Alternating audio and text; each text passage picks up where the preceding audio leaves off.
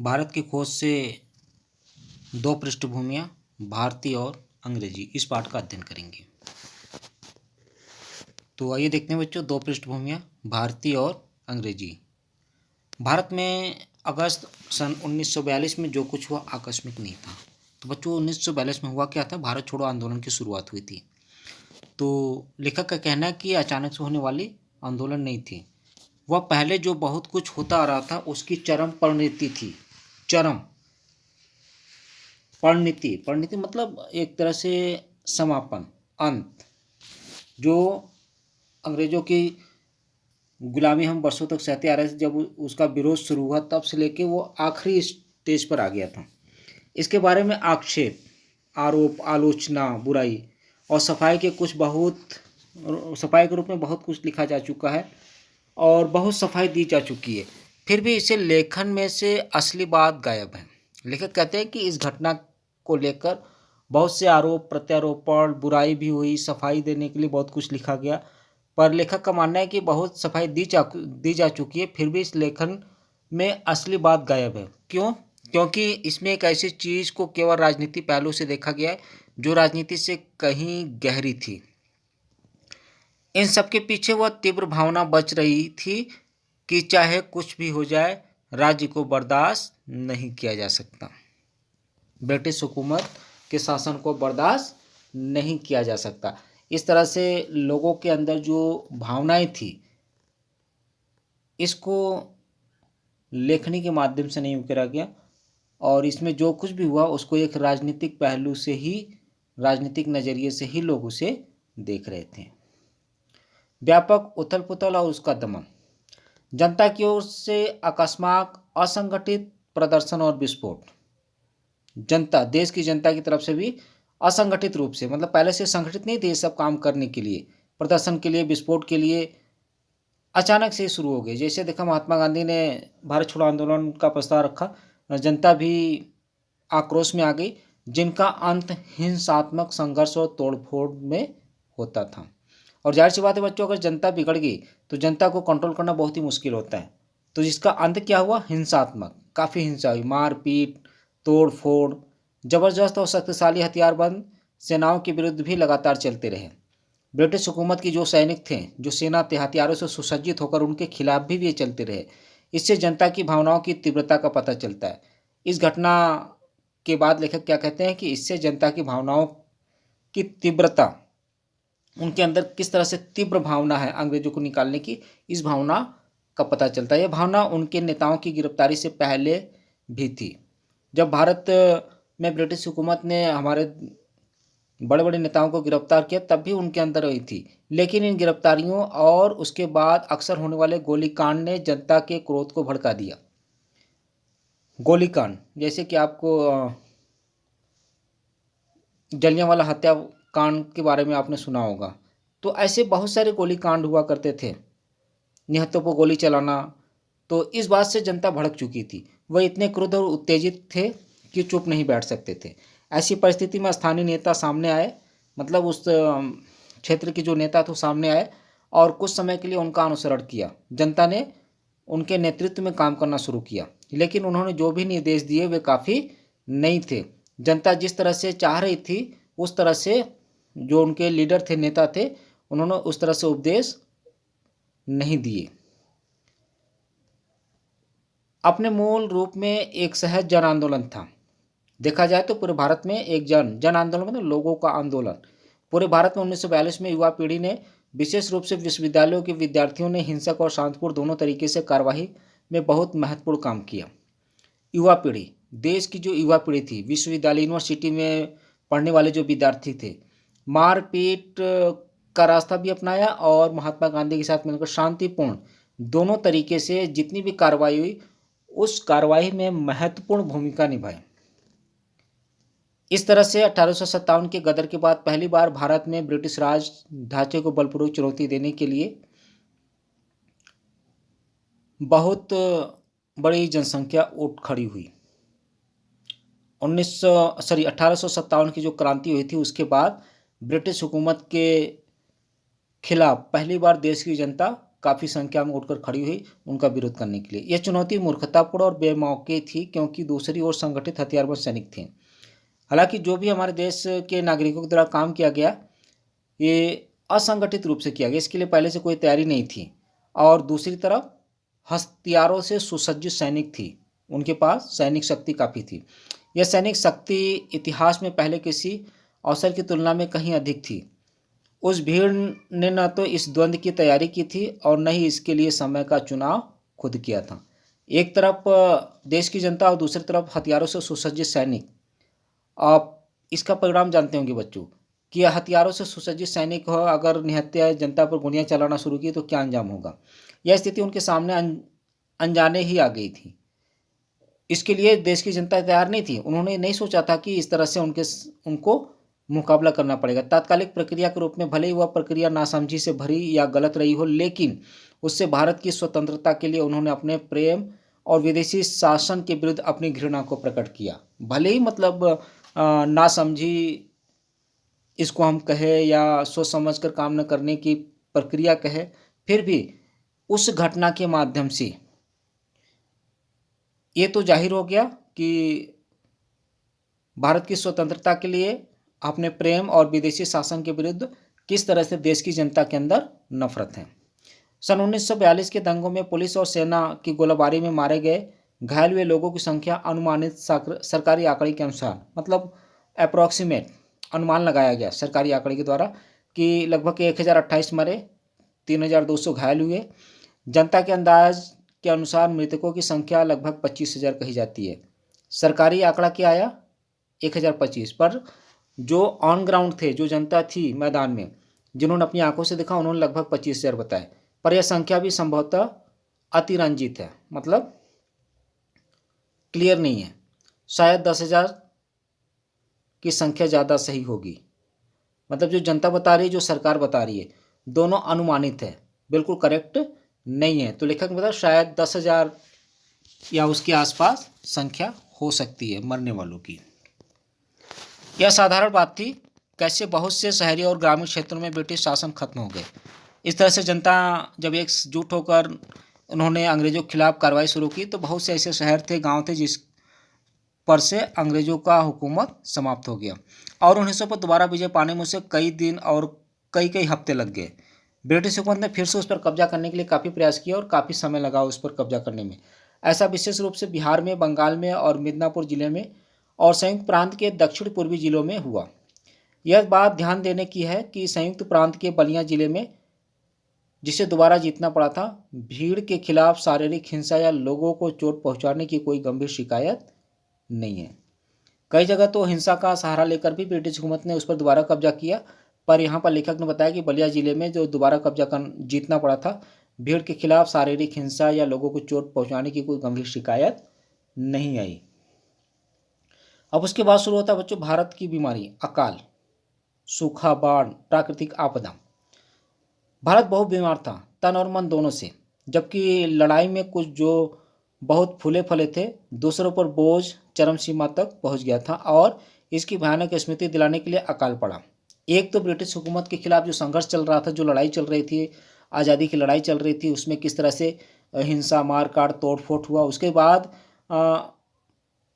अकाल पड़ गया और दूर दूर तक अकाल, जिसका प्रभाव बंगाल और पूर्वी तथा दक्षिण भारत पर पड़ा। अकाल यानी सूखा। ब्रिटिश शासन के पिछले 170 वर्षों में यह सबसे बड़ा विनाशकारी था, बहुत ही भयानक विनाश। इसकी तुलना 1766 से लेकर 1770 1770 ईस्वी के दौरान बंगाल और बिहार के उन भयंकर अकालों से की जाती है। बंगाल और बिहार में जो अकाल आई थी, उस अकाल से तुलना की जाती, अकालों से की जा सकती है जो ब्रिटिश शासन की स्थापना के आरंभिक परिणाम थे। मतलब जब ब्रिटिश हुकूमत हमारे देश में पहली पहले आई शासन के लिए, उस समय उस दौरान भी अकाल पड़े थे बंगाल और बिहार में। तो 170 साल बाद फिर से ऐसे ही भयानक विनाशकारी अकाल आया जिससे देश को झकझोर कर रख दिया। इसके बाद महामारी फैली, विशेषकर हैजा और मलेरिया। वह दूसरे सूबों में भी फैल गई। आज भी हजारों की संख्या में लोग इसके शिकार हो रहे हैं। अकाल के बाद बच्चों क्या हुआ, बीमारी फैल गई, महामारी, जैसे अभी आज इस दौर में महामारी फैली हुई है कोरोना। इसी तरह से उस समय महामारी फैली हैजा और मलेरिया, जिसके काफ़ी लोग शिकार हुए और आज भी हो रहे हैं। इस अकाल ने ऊपर से थोड़े बहुत लोगों की खुशहाली के झीने आवरण के नीचे भारत की जो तस्वीर थी उसे उखाड़ कर रख दिया। अकाल के बाद थोड़े बहुत जो लोगों को खुशहाली थी, एक हल्का सा जो आवरण था खुशहाली का, उसके नीचे भारत की जो तस्वीर थी उसको भी उखाड़ कर फेंक दिया। एक तो ब्रिटिश हुकूमत, ऊपर से अकाल, और देश की जनता को पूरी तरह से झकझोर कर रख दिया। यह तस्वीर ब्रिटिश शासन की बदलती और बदसूरती की तस्वीर थी। जब यह सब घटित हो रहा था और कलकत्ता की सड़कों पर लाशें बिछी थी। कलकत्ता के ऊपरी तबके के 10,000 लोगों के सामाजिक जीवन में कोई अंतर नहीं आया। नाच गाने और दावतों में विलासिता का प्रदर्शन हो रहा था और जीवन उल्लास से भरा था। बच्चों, चाहे प्राकृतिक आपदा हो, चाहे किसी तरह की कोई समस्या हो, जो उच्च वर्ग के लोग हैं, अमीर वर्ग के लोग हैं, जो करोड़पति है, अरबपति है, उनको किसी तरह का कोई तकलीफ नहीं होता है। वो पहले कोलकाता की सड़कों पर गरीब जनता की लाशें बिछी हुई थी और ये लोग आराम से नाच गाना और दावतों का आनंद ले रहे थे, मतलब भोग विलासपूर्ण जीवन जी रहे थे और इनके जीवन में उल्लास भरा हुआ था, है कि नहीं। अमीरों को क्या होता है बच्चों? कुछ नहीं होता है। आज भी अगर हम अपने भारतीय समाज पे एक नज़र डालें तो आप देखेंगे हर विभाग के जो अव्वल दर्जे के ऑफिसर्स हैं, समाज में जो बिजनेसमैन, जो करोड़पति अरबपति हो, चाहे महंगाई बढ़ जाए, चाहे कोई अकाल आ जाए, इनको कोई फ़र्क नहीं पड़ने वाला है। क्यों? इनके पास अथाह दौलत होती है, ये उस बल पर सब कुछ ठीक कर लेते हैं। समय पर दवाइयाँ, समय पर इलाज, सब कुछ, पर गरीबों के पास इतना नहीं होता है कि वो समय पर इलाज करा सके। अक्सर कहा जाता है कि भारत अंतर विरोधों का देश है। आंतरिक विरोध, कुछ लोग बहुत धनवान हैं और कुछ लोग बहुत निर्धन हैं। ये आज भी है बच्चों, प्राचीन समय में भी था और आज भी है। यहाँ आधुनिकता भी है और मध्ययुगीनता भी है। यहाँ शासक है और शासित भी है, ब्रिटिश हैं और भारतीय हैं। तो पहले लेखक ने बताया कि उस समय भी समाज में जो अमीर थे बहुत अमीर थे, कुछ लोग गरीब थे तो बहुत गरीब थे। वो चीज़ आज भी है। आज भी किसी का बहुत से ऐसे लोग हैं जिनके पास हजारों करोड़ों रुपए पड़े हैं और बहुत से ऐसे लोग हैं जिनको 2 वक्त की रोटी भी नसीब नहीं होती है। तो ये हमारे भारत की तस्वीर है। ये अंतर्विरोध सन 1943 के उत्तरार्ध, मतलब 1943 के बाद में अकाल के उन भयंकर दिनों में जैसे कलकत्ता शहर में दिखाई पड़े, वैसे कभी नज़र नहीं आए। अकाल की गहरी वजह उस बुनियादी नीति में थी जो भारत को दिनों दिन गरीब बनाती जा रही थी, जिसके कारण लाखों लोग भुखमरी का जीवन जी रहे थे। अकाल का मुख्य रूप से कारण क्या था? गरीबी। जैसे कोलकाता में 10,000 लोगों को अमीर बताया गया जो हर्षोल्लास के साथ अपना जीवन व्यतीत कर रहे थे। सूखा पड़ा, फसल की पैदावार नहीं हुई। अगर लोग अमीर होते तो शायद भुखमरी के शिकार नहीं होते, भूख से तड़प तड़प कर अपने प्राणों की आहुति नहीं देते। बच्चों, आज भी देखेंगे सड़कों पर बहुत से ऐसे गरीब हैं जो सड़कों के किनारे छोटे छोटे झुपड़ियाँ बनाकर अपने जीवन को जीने के लिए बाध्य हैं। और हमारे देश की जो सरकार है किस तरह से देश में राजनीति करती है और इन लोगों की तरफ उसका ज़्यादा ध्यान नहीं होता। और देखे जाए तो मीडिया का भी यही काम होता है। जो अमीर वर्ग के लोग हैं उनकी छींक भी सुर्खियाँ बन जाती है और गरीब जनता ऐसी भूखी तड़प कर मर रही है, पानी की कमी है, बिजली की कमी है, उनकी तरफ किसी का कोई ध्यान नहीं होता। तो बच्चों, अकाल में ज़्यादातर प्रभावित यही लोग होते हैं जो गरीब हैं।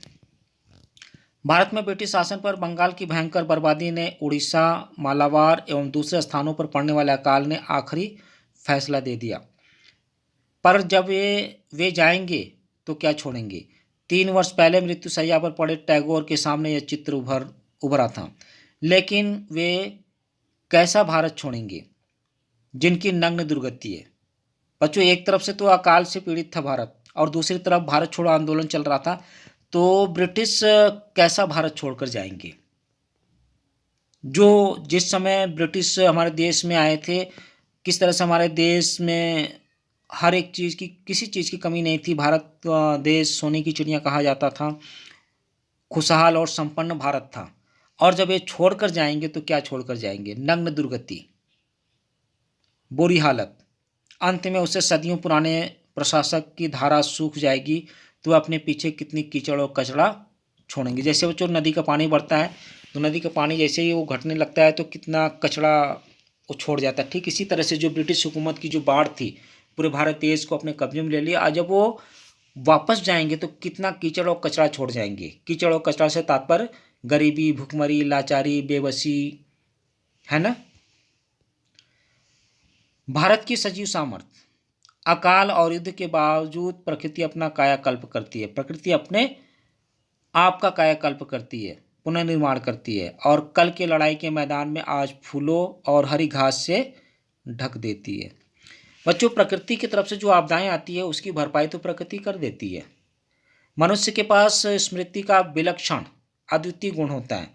स्मृति यादों का, वह कहानियों और यादों से निर्मित अतीत में बसता है। यह वर्तमान इससे पहले कि हमें उसका बोध हो अतीत में खिसक जाता है। कहने का तात्पर्य कि जो हमारे पास वर्तमान समय है हम इसको पूर्णतः सही रूप से जी पाए तब तक वो क्या होता है? खिसक जाता है, मतलब वो समय बीत जाता है कि नहीं। हम मीठी सपनों में सोए हुए हैं, खोए हुए हैं और जो समय हमारे हाथ से निकलता जा रहा है, समय बीतता जा रहा है। क्यों? क्योंकि समय कभी रुकता नहीं है और जो वर्तमान है वो आने वाले कुछ समय के बाद वो भूत हो जाएगा। भूत यानी बीता हुआ।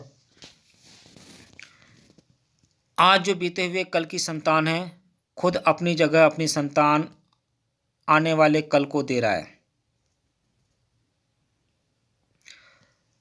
कमजोर आत्मा वाले समर्पण कर देते हैं, वे हटा दिए जाते हैं, लेकिन बाकी लोग मशाल को आगे ले चलते हैं और आने वाले कल के मार्गदर्शकों को सौंप देते हैं। बच्चों, कुछ लोग ऐसे भी होते हैं जो जीवन में हार मानकर पीछे हट जाते हैं। कुछ लोग ऐसे होते हैं जिसके अंदर आत्मसमर्पण नहीं करने वाले होते हैं, जो परिश्रम और संघर्ष करते हुए आगे बढ़ते हैं। तो ऐसे ही लोग जो मशाल हैं, जो जलती हुई मशाल है, वो आगे चलकर आने वाले मार्गदर्शकों को सौंप देते हैं ताकि जिस तरह से उन्होंने देश की जनता का मार्गदर्शन किया उसी तरह से उस मशाल को लेकर आगे बढ़ते रहे, देश की जनता का मार्गदर्शन करते रहे। ठीक है बच्चों, तो ये पाठ समाप्त हो गया। इसमें अभ्यास के कुछ प्रश्न हैं, इसको आप लोग लिख लेंगे अपने उत्तर पुस्तिका में। ठीक है बच्चों, तो आज के लिए इतना ही। धन्यवाद। और इसके अलावा भी अगर आपको कोई शंका है तो शंका के समाधान के लिए आप मुझसे बात करेंगे।